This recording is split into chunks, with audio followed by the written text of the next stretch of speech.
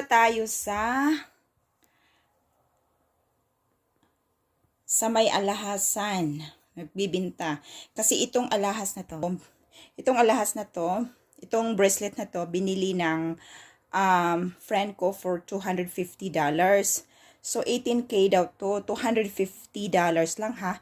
Solid. So, malalaman natin ngayon, pupunta tayo sa isang jewelry shop, kunwari, ibibinta natin. To, malalaman kung tunay ba to. See you later. Yeah, I tested it. So, is it real or? No, can't see. See, I tested it. So it's not? No, it's not. It's fake. It's fake. Okay, good to know. Thank you so much. You're welcome. So, teka. It's fake talaga siya, ito. Magkano ang bili niya nito? $250. $250. Tapos, yung nagbinta, sabi ko paano to naging 250? Ang mahal kaya ng tawag dito, ang mahal kaya ng alahas ngayon, ang mahal kaya ng gramo, nasa 6,000 na ngayon eh. Tapos ito, lang, 250. Take a look. 250 lang. So, isang malaking sampal. Tapos, sabi pa dito, 18 carats. See? Nagkarat ang tutunlan ko, 18. So, it's too fake. Kaya, yun. Mag-ingat sa pagbili ng mga alahas. Maraming mga modus ngayon. Kung gusto nyo, doon na kayo sa mall bumili.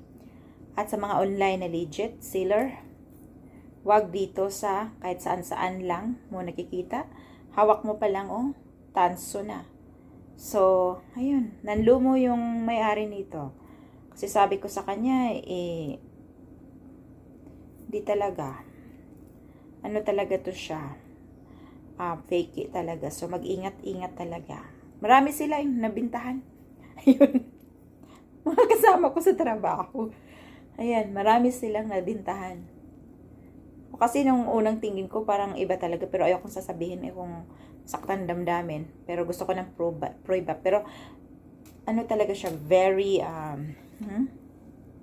obvious na obvious talaga to. Obvious na obvious. Obvious na obvious talaga. So, yun lang. Basta mag-ingat tayo sa pag-invest ng mga salapi natin into gold. Yan. Bye for now.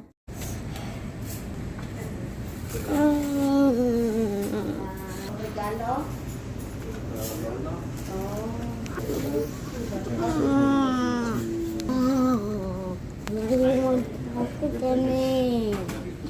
I don't want my friend with my kid.